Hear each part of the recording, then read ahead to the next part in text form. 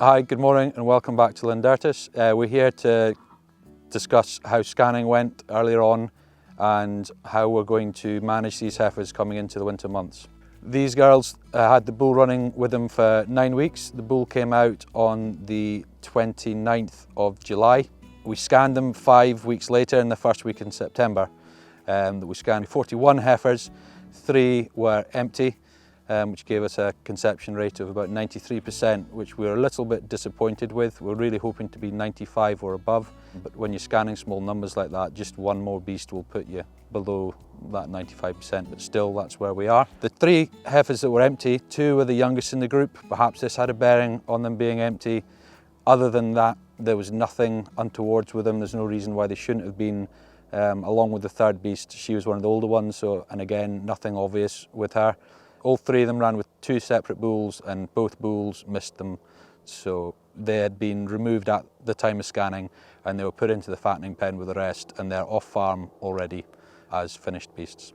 However, the number that scanned into the first turn we're very pleased with. We had 76% scan in calf at the first turn, 18% in the second turn and only 5% in the last turn, which we're really quite pleased with. It does make us wonder, do we just cut our bulling down to a 6-week bulling period for the heifers? Maybe this is something we'll think about next year, but it's hard to do, hard to break away from that 9-week bulling. So our cows scanned at a 95% conception rate.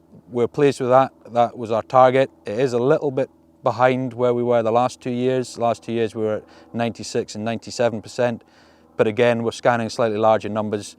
I think we scanned 155 to 160 cows to achieve that 95% conception rate.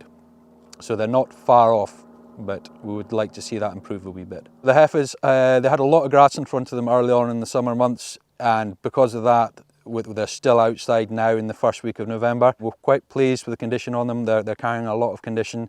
We can take a little bit of that off over the winter months. We don't want to do that, take too much away from them, but having that big wedge of grass in front of them at the start of the summer has really stood them in good stead, and they've still got a little bit of grass here. It's still just holding on. They are getting a bit of ammonia straw now just to kind of keep them where they are. When we scanned the heifers back in September, anything that was in calf at that time received a worming dose of Enovex, and all the heifers empty or in calf were tested for unis.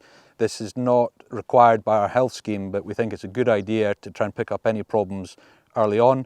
Luckily there was no positives, so we're all clear this year, which is great. These heifers will be housed next week, hopefully, if we can get the grain out the sheds. And at that point they'll receive their IBR live marker vaccine booster, and they will get fluked as well with EndoFluke. We'll have to wait 10 days for any immature fluke to reach maturity to make sure that it's working properly. And then they'll be housed for the rest of the winter.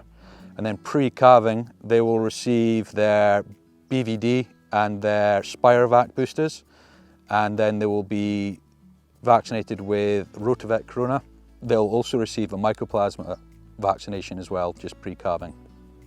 When the heifers are housed next week, they'll go on to a ration. We've had our silage analysed by ECV, and they will be on 4 kilos of ammonia straw and 15 kilos of silage. We'll weigh them once they come in, and we'll just double check that that's going to achieve what we want for them over the winter. As I said earlier, we can pull them back a little bit, but we'll just have to be quite careful about how far we take them. We want to keep them at a level all winter. We don't want to get pre-calving and then have to feed them to get the condition back on, because all that's going to do is grow calf size. So really important just to keep them steady all through the winter months if we can.